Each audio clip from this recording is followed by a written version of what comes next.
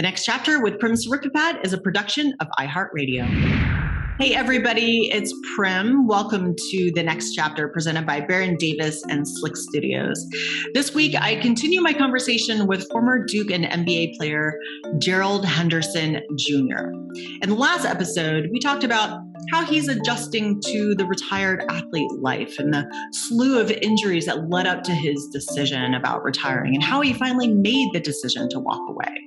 In part 2 of this interview, we dive a bit more into his familial dynamics and the influence of his parents with regards to his athletic career, particularly his father, Gerald Henderson Sr., who had a 13-year NBA career and won 3 NBA championships. And for all the sports parents out there, this is an episode you want to pay attention to because Gerald provides so much insight into how his father guided him as a young and developing athlete. And he did this by doing a lot of things, including exposing him to multiple sports at a young age, pushing Gerald to choose one sport, but not doing it at 4 or 6 or 8 years old, but doing it later in life when Gerald was a teenager. And after Gerald chose basketball over golf, his father laid out this template, this blueprint for him about how to become not only a successful athlete, but a successful person in life by teaching him how to develop this phenomenal work ethic and how to create a plan of action towards his athletic goals, and also how to deal with the pressure that comes with elite performance. Even in just re-listening to this portion of the interview, I learned so much, and it sat very differently with me today, now as a mother of 2. So I hope you enjoyed this portion of our conversation. And without further ado, here's part 2 with Gerald.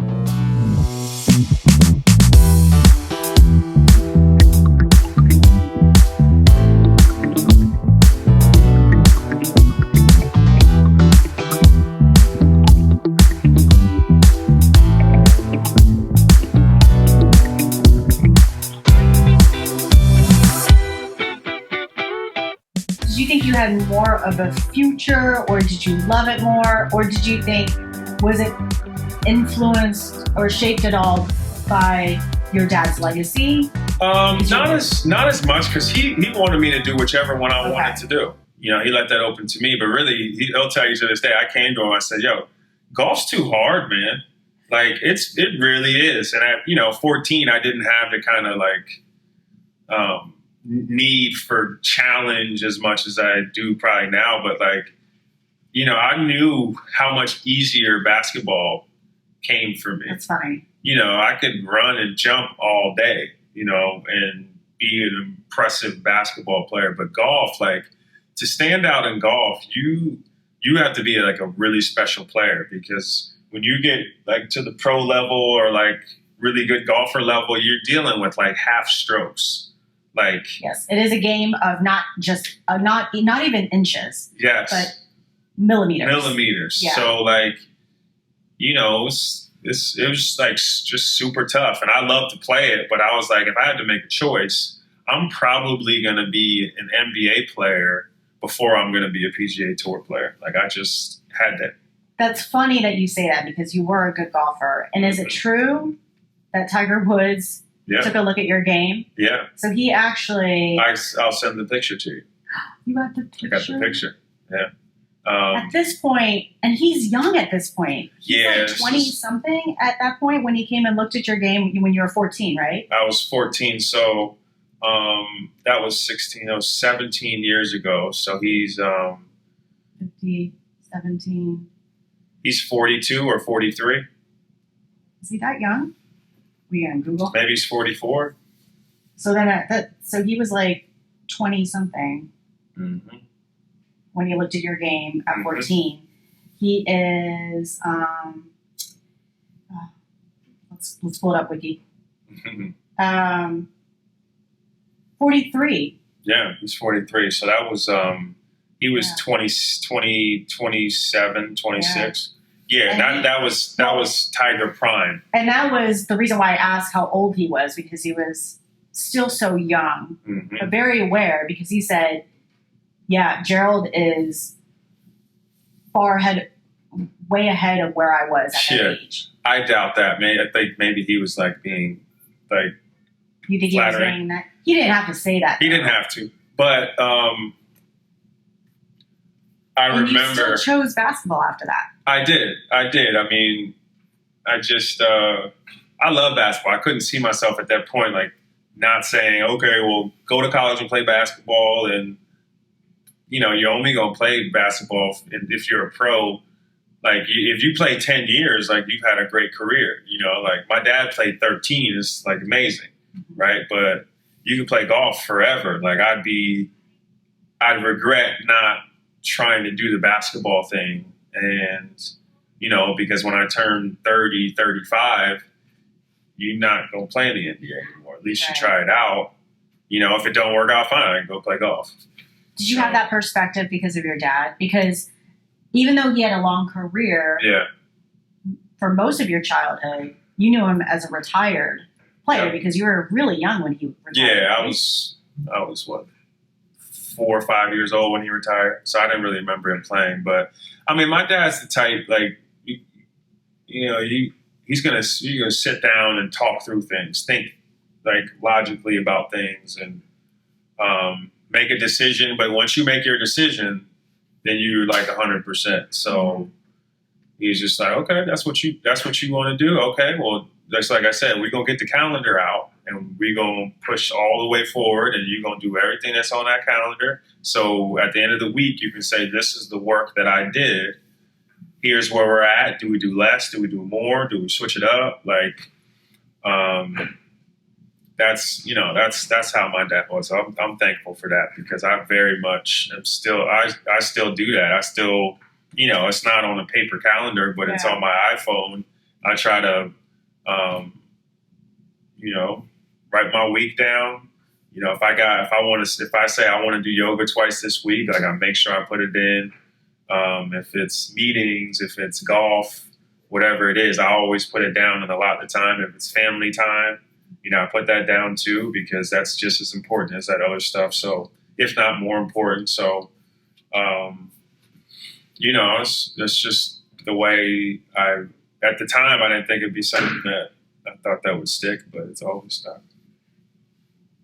Being in and around the game, especially at the NBA level, are you able to make that distinction that learning how to structure something and having that long-term vision as a kid and for basketball and then later in life, that you have an advantage over other people or players? Yeah. If that makes sense, because I've noticed that the one thing that athletes and retired athletes struggle with is that they are unable to find structure after sports. And honestly, it's something that I even struggled with. I consider myself, after leaving ESPN, there are things that I want to do. And I want, now with a family, I want more free time. I want flexibility. I want to be part of a creative process and be my own boss. Mm-hmm. But that means that I'm not going to work for anybody else. I'm going to work for myself, which means that I have to create that structure. Right. And there was a good year where I really, really struggled with that because you're not getting feedback from anyone. Sure. I hit those days for sure. Like now, because, you want to stay busy and, obviously you set goals for yourself and stuff, but there's nothing like being around people every day and working and getting feedback from them, or you giving them feedback. It's just that interaction is helpful, like in a work environment, especially being on a team. Like there's nothing like that, right? That was one of the toughest things about coming back and playing, is that I no longer have, 14 other guys in there with me, working with me. And even if they don't say a word to me in the gym, at least I see them working and it's pushing me to work. Or I see them in the weight room and I'm, and it's just like a camaraderie that you just don't get by yourself, that you miss. I've missed the locker room. That's why I'm out at the golf course so much with the guys, because it's a fun thing, man. You're just out there talking smack, you're playing the game. You may have a beer, like whatever, you smoke a cigar. It's just like, it's fun. It's all the stuff that you would do on a basketball team. Mix the cigar in the locker room. Right. Oh, but after the game, locker room. right. But it's all guy stuff. Yeah. But that was definitely when I was coming back from my hip surgery. That was the toughest thing. You're not getting the medical attention like you would when you're on a team, when you're on an NBA team, especially like the Sixers, Trailblazers, whoever it is, like you're getting the best in the world, like PTs. They're setting up everything for you. Like now I got to make all my doctor's calls. I got to make all my PT calls. You're really spoiled. You're really spoiled. Like it's all the stuff that you get that you just immediately don't get. Right. Yeah. It's life. It's what life is. As a basketball player, the way you get treated, it's like, it's not life. It's not real life. No, it's, especially coming from a Division I program and playing at a professional level. Like you said, you just have all the resources in the world. Right. And even when you're trying to plan for the future, they're starting to have programs where they're helping players plan for the future. Antonio Davis is starting to launch this transition program for players. The NBPA launched this mental health program. And I love about all that stuff. Trying to figure out which direction I want to go, because I know what you mentioned about the schedule and that being a struggle for you. But I want to go back to your dad. How much did it help you in terms of putting you in a position to play a sport at a high level, especially a sport that he played? How much did it help you, but how much of it was also kind of a curse as well, because he kind of knows too much about? Sure. I felt like I always had an advantage because I had a model like to look at every day or ask questions or, him, whatever he's implementing that, as a parent that you never know your parents are actually doing at the time. And so I just feel like, there's nothing like being able to go in the gym with a guy who's an expert at what you're trying to do. At the same time, right, because he's an expert, right, sometimes you kind of resist it, and you're, as a teenager, like you may be going through that stage anyways, where you're kind of rebellious or, you want to start doing things your own way. So like, my dad's not like he's not really going to be moved. He's like very stubborn, just like myself. He's like, nah, this is the way you do it, man. You did do it right. Do it over again. You know what I'm saying? Like, what are we talking about? Just do it over again. It's not going to work.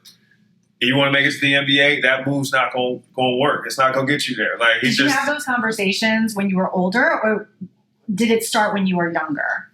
What, like that kind of talk? Yeah. Oh, 8 years old. Okay. Yeah. So but what are your first memories of basketball? Like really playing? 8 years old, like that young. Yeah, I used to play in I'm surprised it's not 3 to 4 or 5. Not really. I mean, I got a picture I could show you that my dad was playing for the Pistons at the time. They won the championship that year.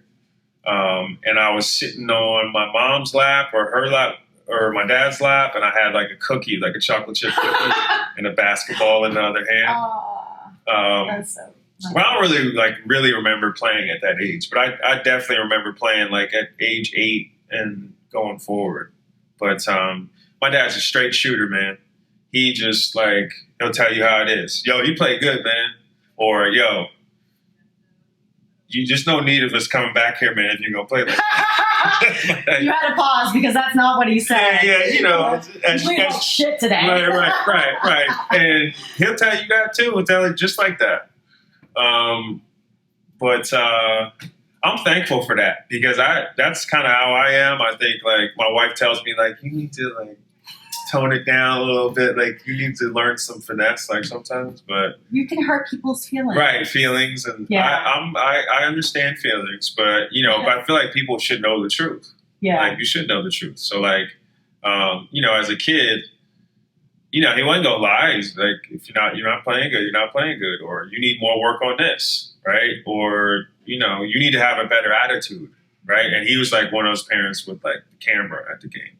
So like, so he recorded you all the time, right? He's like, if you don't believe me, man, you can watch it yourself. Oh man! So yeah, we'd watch all my games. We watch all my games, and so where is the line drawn? Because there's this conversation in youth sports all the time. And I think it's typically coming from an Asian background. My parents both came here from Thailand at age 25. So in an Asian upbringing, they are very stern, very strict, very structured, high expectations on everything that you do. And they are of the mindset, we hear it all the time, especially over in China, even where they have sports academies and they are breeding kids with the intent of like, they are going to be a basketball player before this kid's even born.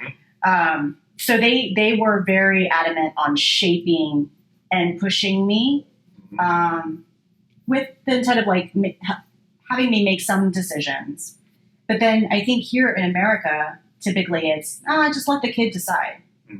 So with your experience, what is the right or better solution? Yeah. I very much feel like you should let your kid decide what they're going to do. Now, you can like steer them towards certain things. With me, I played all sports. Like I was just an athletic kid. Like I played baseball, wasn't particularly good at that. Like I wasn't great at throwing. I wasn't great at hitting because I always played golf. So like I'd have like a golf swing that just like I couldn't flatten it out. I played soccer. Which I love soccer. I played soccer. I played soccer till I was probably like 12, 13 years old. Okay. And then my dad finally was like, he's like, keep it real with you, man. There's no like 6'3", 6'4" black soccer players. We're just not going to do this anymore. He's like, you can play your basketball and play your golf, but I'm not spending any more money on soccer. That's hilarious. And I probably have an inflated idea about how good I was, but I was just really fast and like physical and like, so at 13, like you don't have to have incredible skill. If you're just a really good athlete, like you're going to be good. So yeah, we didn't play soccer anymore. I fought him for a little bit for that, but then I was like, I feel you. Track? I did track in high school, which was fun. I hold like I think it's the high jump record at my school at 6'7". Oh man. Yep. And did that. And but when I had to make that decision to play golf or basketball, like it was my decision. It was all my decision. And I think, did he make you make a decision? So for example, I did everything as well. I was horrible at basketball. I did swimming and track and music and all that stuff. But at 12, it was between ballet and tennis. My parents were like, it's getting too much right now. And you could be good at both, or they had that mindset of or you could be great at one thing. So they kind of came to me at 12. So did your dad want you to make a decision at 14? Yeah, because the commitment to them was like really big. Like in the summertime, AAU basketball goes the whole summer. So, you're either playing in a camp, you're on the road playing in a tournament, or you're working out back home. So like, that's a full-time commitment. With golf, you got to hone your game like every day. It's just like basketball. Yeah. Like, you got to hone your game every day. Like your touch and feel, like you can lose that in a second. So, the time commitment is just the same. So, you couldn't, if I wanted to be really good at one, I couldn't play both. So, and I understood that because I saw that. I was like, well, dang, like I can't play in my tournament because we have an AAU tournament. So I saw that kind of conflict and I understood it. But then also my dad wasn't going to pay for both. It just wasn't happening. Not going to happen. Nah. Like we can afford for you to do one of them all the time. So then pick one. So what do you say to families, especially nowadays, where AAU is starting much earlier and even soccer and swimming and tennis?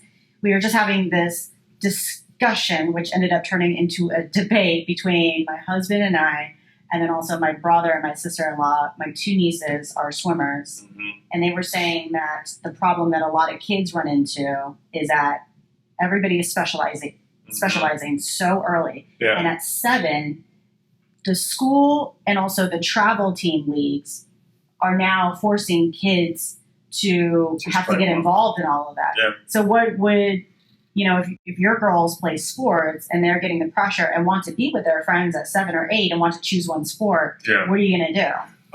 If that's what they want to do, that's fine. I think at like 7 or 8, it's like really a young age to say like, you're going to be at this every day. You're going to be committed to it. You're going to put this amount of hours in, which as you get older, like, I feel like you should be regimented like that. Mm-hmm. But at 7 or 8, I feel like you need to learn how to just have fun and love playing the game, whatever it is. Because if you don't ever learn that, I don't think it's instilled in you to actually care about it. Like as you get older, like, oh, you're just doing this because either your parents want you to do it, you've always done it, or somebody's telling you to do it. I just think that you won't last. You won't have a long lasting love for a game if you don't learn how to love it when you're younger and just learn how to have fun with it to begin with. And then when it becomes serious, right, then it's not like a job. You're going to put the time in, but it's not like painstaking to do it. You're going to enjoy doing it because you just love the game. It is so amazingly insightful of learning to love the game at a young age. Sure. I think in tennis is a weird sport where everybody starts very young and starts training. By the time I was 9, I was training for 8 hours a day. So it's no wonder that I got burned out and hated it like by the time I was 14.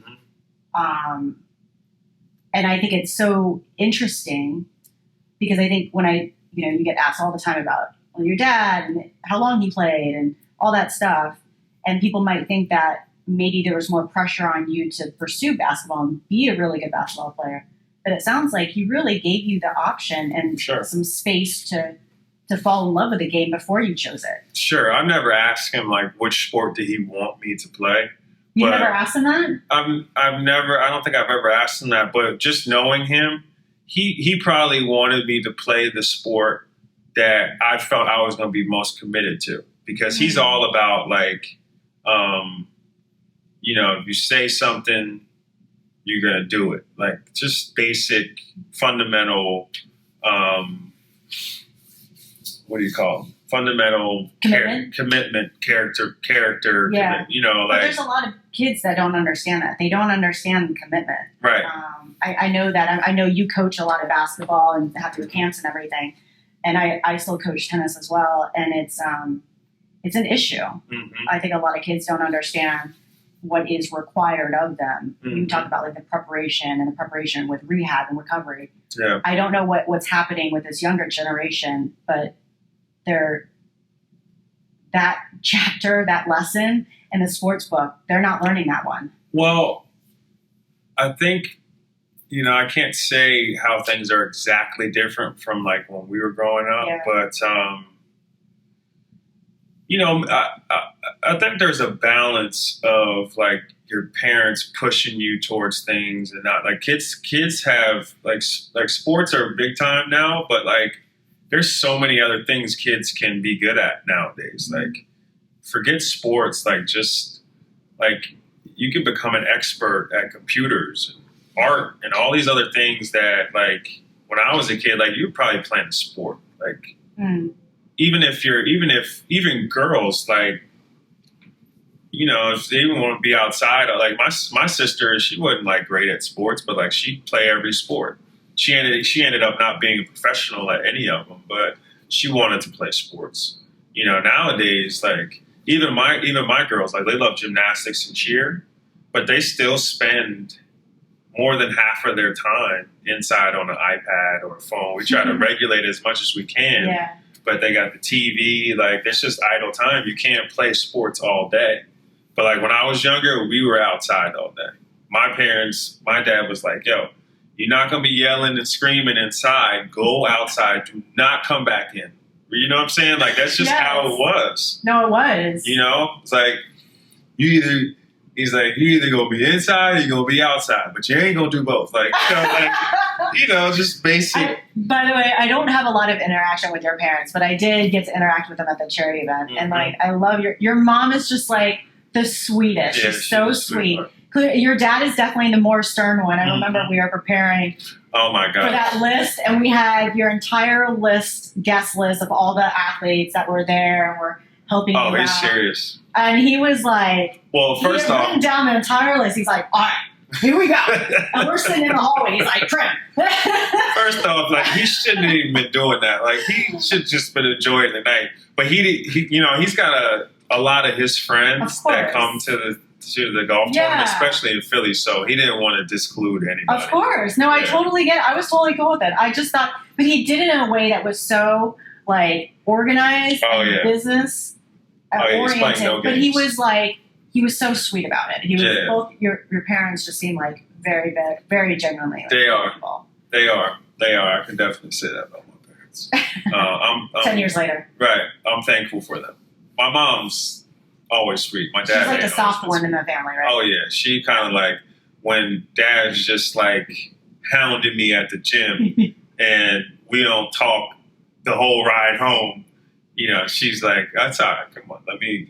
I'll fix you some food." Like, so would you guys have those moments when that car ride home? Mm-hmm. I was just talking to the Seahawks sports psychologist, Dr. Michael Gervais, about just youth and parenting and all that stuff. He's like, the car ride home. Everybody knows about the car ride home. But did you have a lot of those moments with your dad? Oh my goodness. I could sit here. We could go for another hour just telling you stories. Give me one story. I want to hear one story. Which one do you remember? That's a funny one. This is a funny one. So I played in a golf tournament. I must have been 12 or 13 at the time.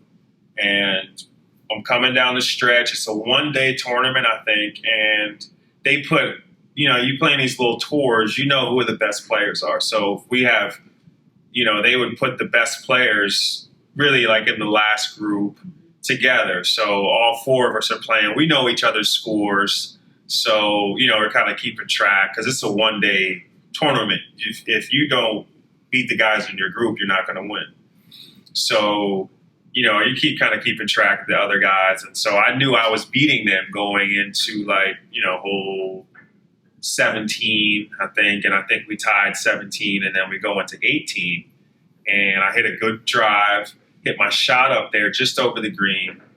And, I remember I was pretty nervous. Like this, it's like I'm 12. It's like the biggest thing that's happened. Sure. So, you got to find, you don't know the right ways at the time to channel nervousness. But I get up there, like flubbed my chip, and I like 4-putted. Like it was a disgrace.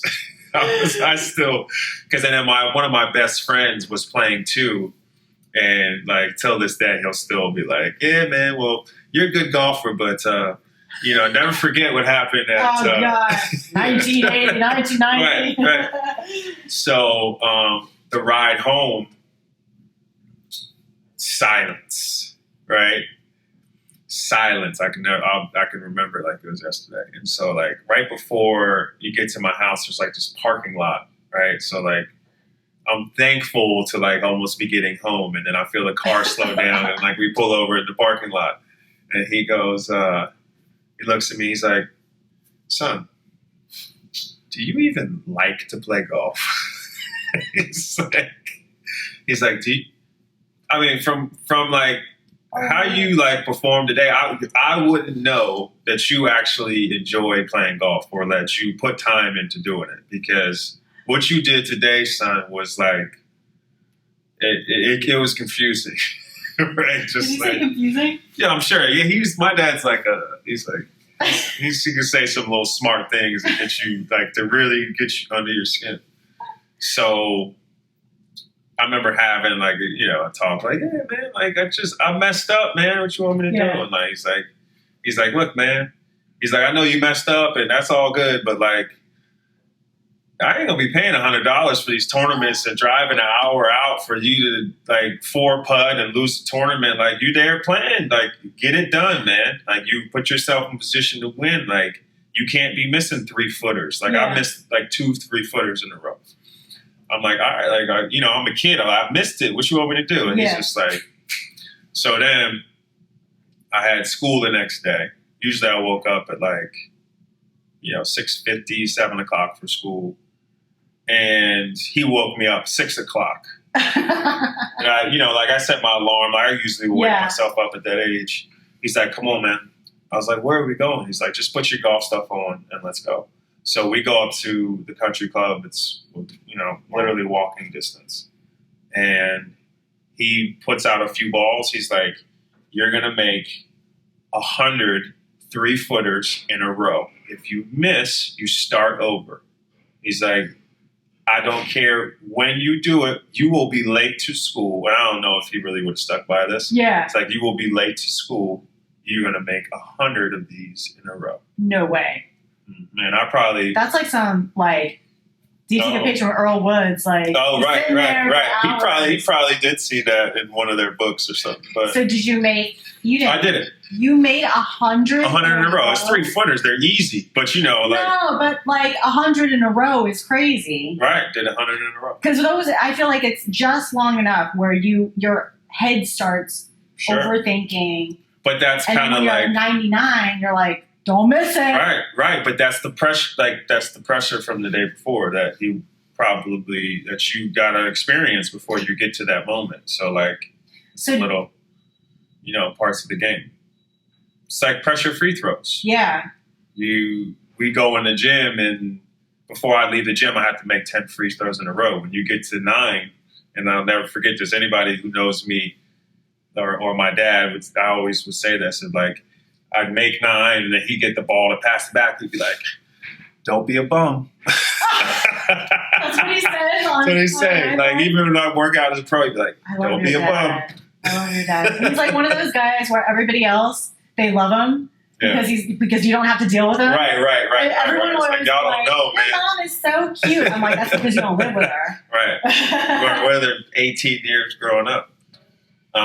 But yeah, so it's just how it was. He shaped your work ethic, clearly. Oh, yeah. And your ability to deal with pressure, and obviously helped you learn how to create structure and lead a successful career, or really in anything. Mm-hmm. But what kind of advice did he have for you in terms of just turning the next chapter and being over with sport?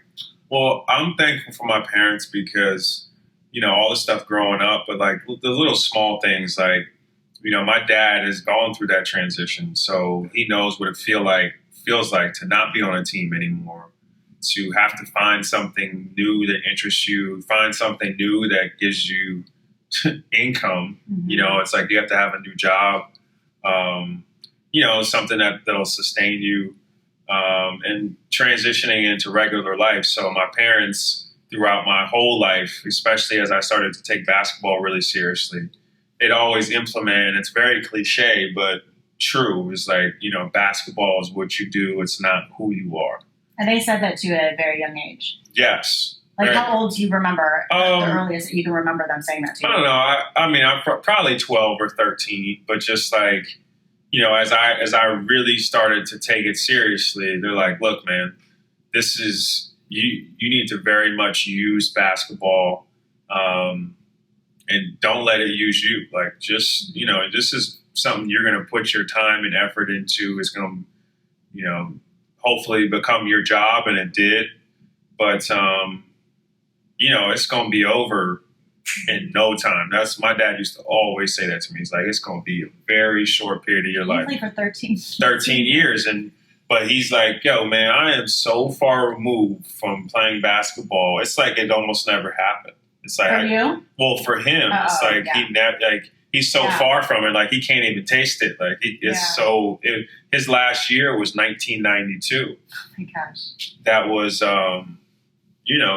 almost 30 years ago. Yeah. And then from when he started, that was 43 years ago. So, it's just it's gonna go by quickly. Just like he said about college, 4 years of college. When you're younger, 4 years seems like a long period of time. Mm-hmm. Well, I did 3 years, but so 3 years went by like that, and now it's been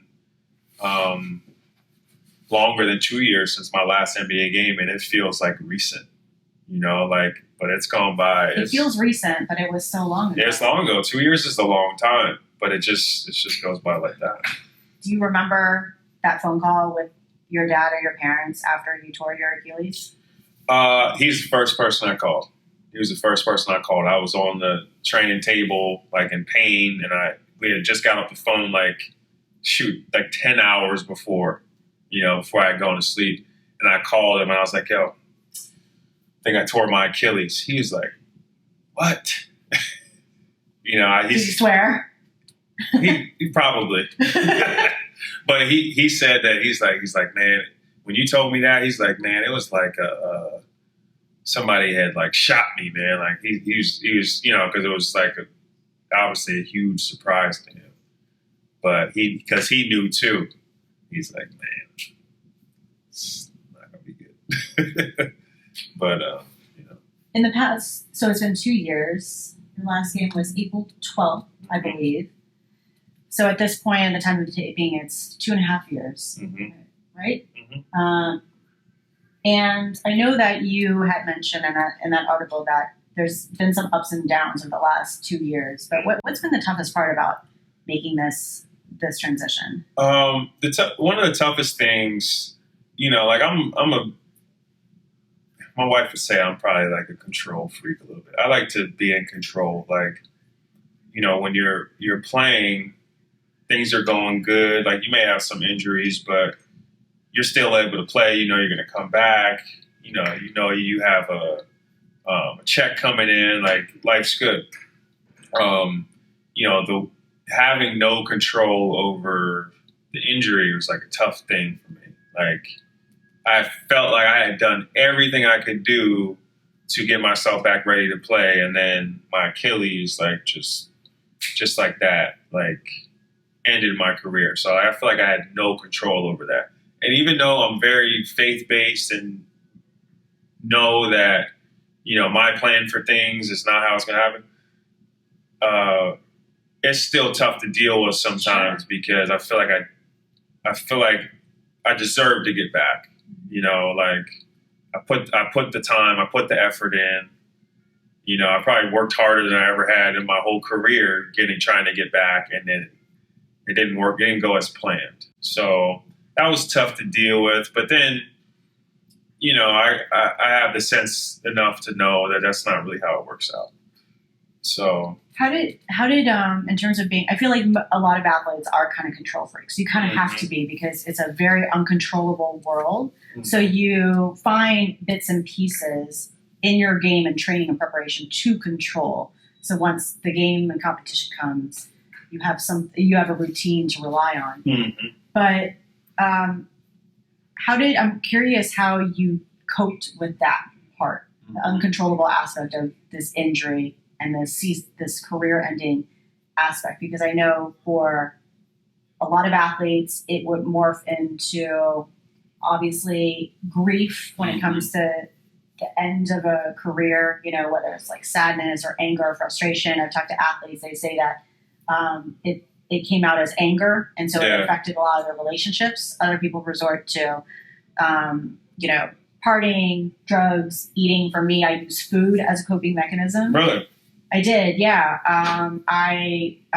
Or starving myself, actually. That was my way of, it was an eating disorder that really like spanned over 10 years. Really? And that was my way of coping with it. And food, it's funny, like, started when I was 18, and the first time it popped up was because of an injury. That was a moment when tennis was, for the first time, taken out of my life. I suffered 2 stress fractures right as I was being recruited. And I realized that food was a way for me to control something in my life. Mm-hmm. And so,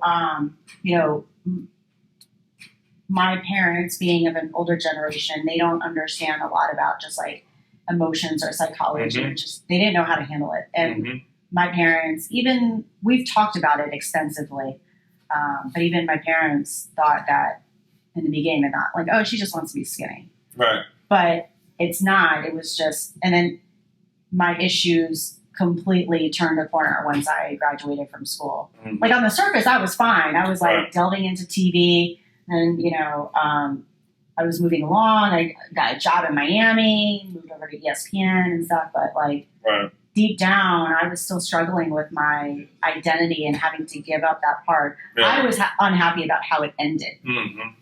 So I'm curious about like, what did you do with that control and how did it manifest itself? I let it go. You know, just let it go? It didn't Let it go go. anywhere. It didn't come to the surface in any way. well, my wife would probably say like I get a little moody sometimes, or like, a lot of it, it wasn't as much anger. Like what you miss is like the competitiveness of playing. So like I take a lot of it out on the golf course. Just like I love playing like against guys that are around my kind of skill level, so we can like really duke it out. Like we can go out there and play. We're not gonna be bumping each other and running through screens, and like I'm not doing all that. But yeah, I like I said, I very much just let it go. You have to realize that you don't have any control over it, and that number one, it wasn't gonna last forever. Basketball is like, if I would have had an ideal career, like even still, what do you play, 13 years, 14 years? That's a ton of years in the NBA. Right. The average is like 3-4 years. So I did the average and some, double the average and some. Yeah. So you can't, you just got to move on with life, and that's how I feel about it. But it took, when it was a reality, when it was an actual reality, I had already looked at it as a reality before then, because I could see it. I could kind of see it happening when I signed with Philly the summer before. They offered me a 2-year deal. Really, it was a 1-year deal, 10 million guaranteed. Okay, but it was, if they wanted to pick me up on a second year, I get another 9 million. It's complicated. Yeah. But I know they waived you right before that. Right. Well, right before the second year. Right. But that was always a possibility. But, I had some offers from some other teams for about like half of that. And I said to my dad, in Philly, these were some good teams. And, I was talking to my dad and my parents. I was like, so just full transparency, is my agent too, Jim Tanner. I don't know how much longer I'm going to play. Like, I really don't. So like, I don't see the point in signing for less money on a good team and, then doing this whole process over next summer when my hip's just going to be worse. I need to, really at this point, take the best contract, and we'll see where we're at next summer. I may never see this amount of money again. This is strictly business decision. I may never see this again based off of how I feel.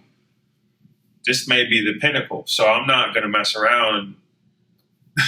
You're talking about the difference, 9 million as opposed to 4 or 5 million, which still obviously would have been great. You want to get everything that you can. Right. I want to get everything that I can, because I just don't know what the future is going to look like. And it turned out exactly how I thought it would. Yeah.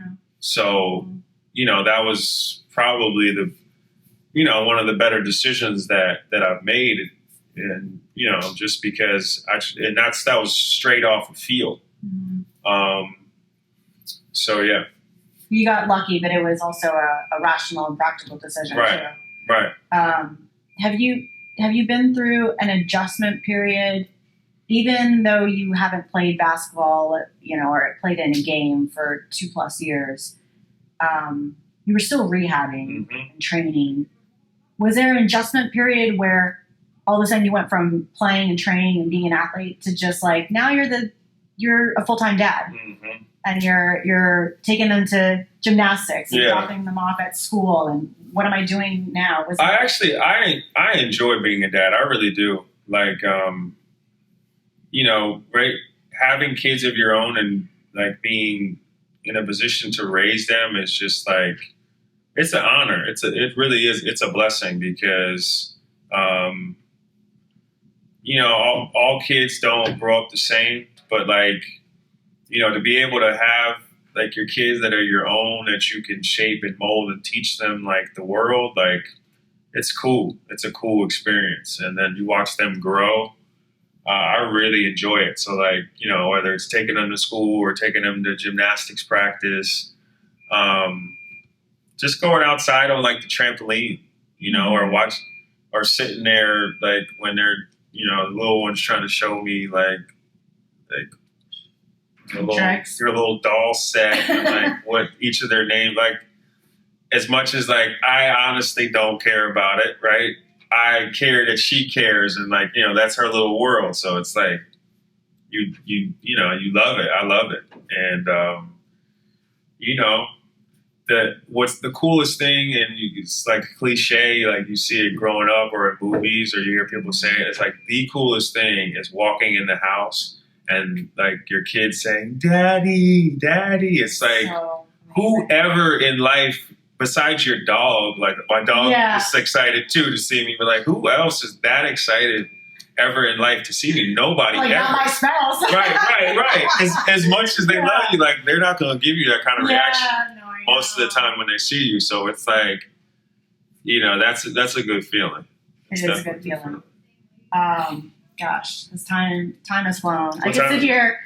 I think we've been going for like an hour and a half now. Really? I could keep you longer. What are you say? I want to mention, me and Neelu are opening up a real estate firm. You are? Yeah, that's a awesome. good transitional thing to talk about. I know that she does a lot of stuff in real estate, and both of your parents do real estate. So tell me, what are you guys going to do? So real estate has always been an interest of mine. Not particularly being an agent, but just like, you're rolling around the city of Charlotte, you can see construction everywhere. Stuff's just moving. And so it's really always been an interest of mine. My mom's a real estate agent in Philly. She's been there for 20 years. She works like really closely with the Sixers and has a great relationship with them ever since my dad played there back in the late 80s.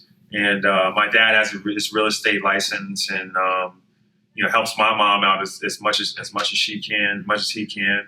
But my wife has her license here in Charlotte. She's been an agent for the last 6 years or so, and she's done well and wants to open up her own thing. And so we're opening up a business called Henderson Ventures. Awesome. And it'll be a real estate firm where she'll do her buying and selling and have her own team underneath her. But I'll be more on the investment development side. Trying to find projects or get projects and pull investors in and, see if people want to throw themselves into the real estate ring as well. So we're really looking forward to that. And when did this, is it fully established? Actually, today we just got a... Just today? What was it that we got? I can't remember what we got. Today I don't have my phone. That's the time all right. of this date is October 9th. So I think we are ready in a week or so to be an official business. We got something today my wife sent me, which I can't remember what it was. So is this all residential properties, or is it? No, it'd be residential and commercial. Both residential and commercial. Yeah. So it's the perfect time for it, and it's really she's the real one behind it because I love real estate and stuff, but she's in it every single day with her career, and she has sorry, I'm blanking out right now. She has a staging and interior design company called Stages Designs here in Charlotte. So it works hand in hand. They work hand in hand with each other. So she can sell your house, but then also stage it well to attract buyers to it. So. That's kind of her world. So I'm there to assist in the best way possible. That's great. Congratulations. Yeah. Thank you. Couple more questions because I know I don't want to keep you here longer, or I do. No, but otherwise, it's fine. For athletes that are trying to make this turn and leave sport behind and trying to figure out what they're going to do next. Mm-hmm. What kind of advice would you have for them? What helped you in terms of finding some clarity with regards to the next steps? I think I got some really good advice from a buddy of mine named Rick Elias, who's, CEO of Red Ventures, and it's been a good buddy of mine ever since I've been here in Charlotte. He comes to all the games. He's like, man, you got a lot of talent in basketball, but just like all around, and don't write anything down in pen. Like write everything down in pencil. Theoretically. Don't say, I'm going to do this right away or I'm going to do that right away. Give yourself some time to really find what is it that you have a passion for. Not something that you want to do, but like something that you actually love to do and have a real passion for, because that's going to carry you. Just like if I had a passion for basketball, that carried me for as long as it did, and I would have played longer had my health not gotten in the way. But if you're transitioning, like you don't have to make any decisions right away, unless like financially that's something that you need to do. Take your time and finding what it is. And for me, it'll be the real estate stuff. I have a real passion for the real estate game. I have a real passion for golf. Right. We talked about that. And I love the game. I love playing it. I love competing. So, for me, I'm going to see how good of a amateur golfer I can be. I'm going to sign myself up next summer for all the amateur tournaments and see how well I do. Your body can handle it? My body can handle it right now. And I've been working out. It's keeping it tight. It's so much better to be able to play a sport and not have to, like, after every time you play, like, feel like hell. Yeah. But yeah, that would be my advice. If you don't have to, don't make any commitments to things right away, because, you put yourself in a position where you're doing something that you really don't want to be doing, because you're trying to stay busy or because the opportunity presented itself, now you're stuck doing something that's not going to fulfill you. So, just write a whole bunch of stuff down on paper, dibble and dabble until you got some time to really think about what it is that you want to be doing every day. That's good advice, because I think we live in a culture where it's extremely fast paced, and it's society that wants people to know exactly where they're going to go and make quick decisions and go after it. And then last question, if I love the letters that athletes write to their younger self. So if 8-year-old Gerald was sitting right there, a little boy who had just started basketball and had no idea what he was embarking on, what kinds of things would you say to him about the journey that lays ahead of him? From when I was 8 years old, probably till teens or so. So from teens to when I finished playing, like I was all in and worked really hard. It would be hard for me to say that I could have worked harder. Maybe you could have, if you done things a little differently, but I'm very satisfied with the workload that I put in. Right. But what I would have tell my 8-year-old self was like, enjoy it. Like really make sure you take it all in. It's a blessing to be doing that. Like when I was at Duke, I didn't make hardly any friends that weren't basketball players. Like I got a few of them, even only a couple that I really still talk to now to this day. But I would have actually threw myself more into the school than I did. When I went back to get my degree I took 2 summers to do it. I had a completely different perspective on the entire school. Like I was sitting there and wow, some of these 18, 19-year-old kids from all these different places in the world, the campus, which I never saw it like that when I was there. Like I really wish I had the regular student experience, even though the basketball player experience is like no other. But I was on a one-track mind to do really well there and get to the NBA. So, you know, you kind of, it's hard to do both. Yeah, you have your blinders. It's hard to do both. But, you know, because maybe if I throw myself into the school more, then maybe I don't do as well on the basketball court. Like, it's hard, you know, and when you're 18, you're focused on one thing. But I would tell myself, man, really enjoy it. If I knew going into the NBA that I was only going to play 8 years, I would have sat and just kind of enjoyed it a little bit more, like really sat and been like, you know what, man, this is pretty cool what I'm doing here. Mm-hmm.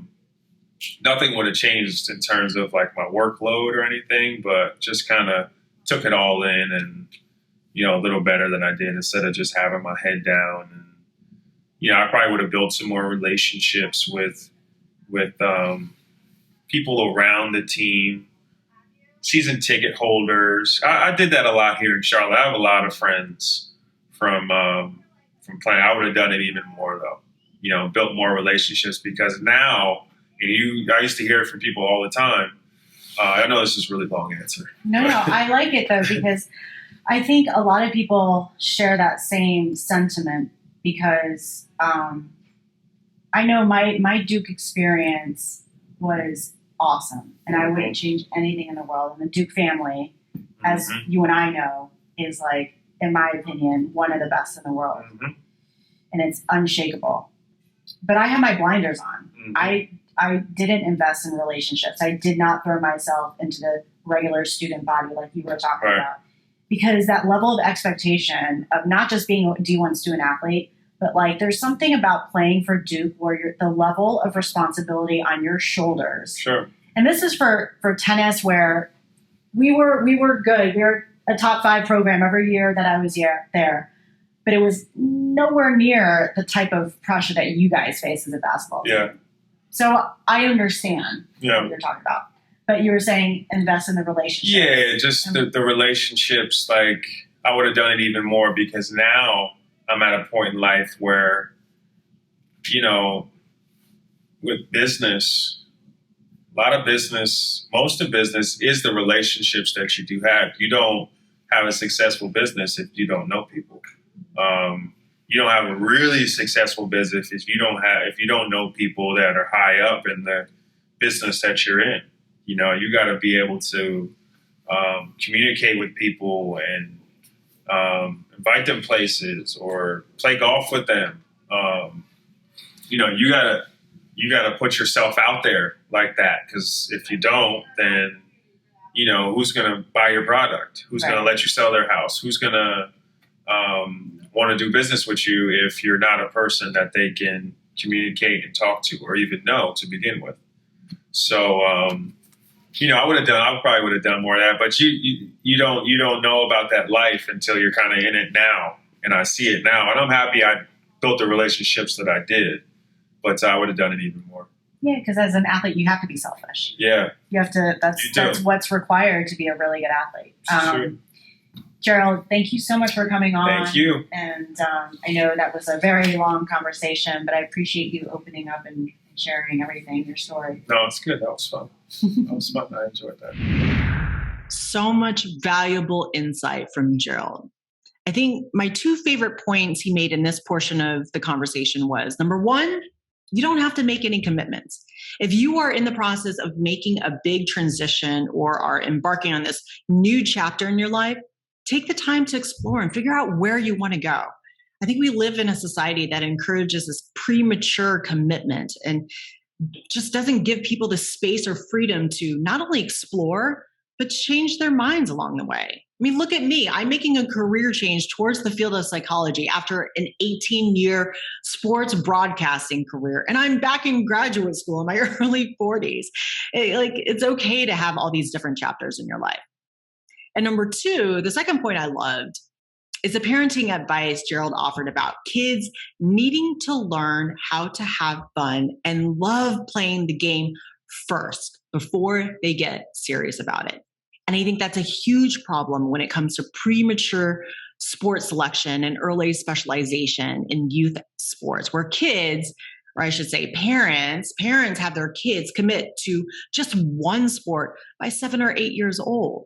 It's like putting the cart before the horse in the sense that there needs to be this foundation of genuine love and passion first and before they commit to the game. Otherwise, as Gerald pointed out, that relationship just isn't going to last. The kid is going to fizzle out early. And we see that happen all the time in youth sports. I really hope you enjoyed this conversation with Gerald and took something away from it like I did. If you have any thoughts or comments, as always, hit me up at Prim_Siripipat on all my social media platforms. The Next Chapter with Prim Siripipat is a production of iHeartRadio. For more podcasts from iHeartRadio, visit the iHeartRadio app, Apple Podcasts, or wherever you get your podcasts.